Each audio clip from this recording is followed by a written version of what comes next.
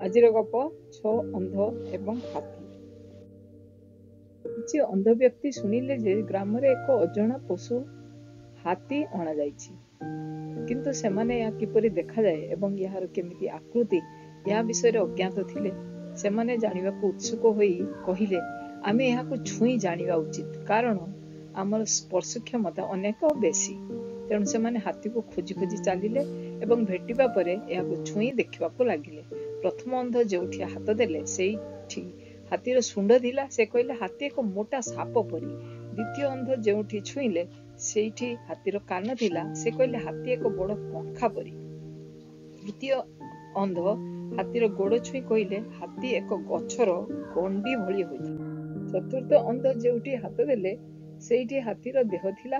ସେ କହିଲେ, ହାତୀ ଏକ ବଡ଼ କାନ୍ଥ ପରି। ପଞ୍ଚମ ଅନ୍ଧ ହାତୀର ଲାଞ୍ଜ ଛୁଇଁ କହିଲେ, ଏହା ଏକ ମୋଟା ଦଉଡ଼ି ପରି।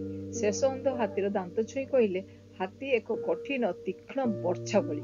ସେମାନେ ହାତୀକୁ ନେଇ ବାଦ ବିବାଦ କରିବାକୁ ଲାଗିଲେ ଏବଂ ପ୍ରତ୍ୟେକ ନିଜେ ସଠିକ୍ ବୋଲି କହିଲେ। ଜଣେ ଜ୍ଞାନୀ ଲୋକ ସେହି ରାସ୍ତାରେ ଯାଉଥିଲେ। ସେମାନଙ୍କୁ ପଚାରିଲେ, ବିଷୟ କ'ଣ? ସେମାନେ କହିଲେ, ଆମେ ହାତୀ କେମିତି ଦେଖିବାକୁ ହୁଏ ତାହା ନେଇ ଏକମତ ହୋଇପାରୁନାହୁଁ। ପ୍ରତ୍ୟେକ ନିଜର ଅନୁଭବ ଅନୁଯାୟୀ ହାତୀ କେମିତି ହୋଇଥିବ ତାହା କହିଲେ। ଜ୍ଞାନୀ ଲୋକ ଶାନ୍ତ ଭାବରେ ସେମାନଙ୍କୁ ବୁଝାଇ ଦେଲେ, ତୁମେ ସମସ୍ତେ ଠିକ୍ କହୁଛ। ତୁମେ ପ୍ରତ୍ୟେକ ଅଲଗା ଅଲଗା ଅଂଶ ଛୁଇଁଥିଲ, ତେଣୁ ତୁମ ସମସ୍ତଙ୍କ କଥା ଠିକ୍। ହାତୀର କାନ ପଙ୍ଖା ପରି, ଲାଞ୍ଜ ଦଉଡ଼ି ପରି, ଗୋଡ଼ ଗଛ ପରି, ଦାନ୍ତ ବର୍ଚ୍ଛା ପରି, ଶୁଣ୍ଡ ସାପ ପରି, ଦେହ କାନ୍ଥ ପରି। ଓହୋ, ସେମାନେ ସମସ୍ତେ କହିଲେ।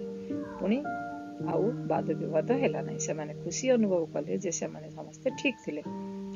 ନୀତି ଶିକ୍ଷା, ଆମେ ଯେଉଁ ଦୃଷ୍ଟିକୋଣରୁ କୌଣସି ଜିନିଷକୁ ଦେଖୁଥାଉ ତାହା ସତ୍ୟ ହୋଇପାରେ, କିନ୍ତୁ ସମ୍ପୂର୍ଣ୍ଣ ନୁହେଁ।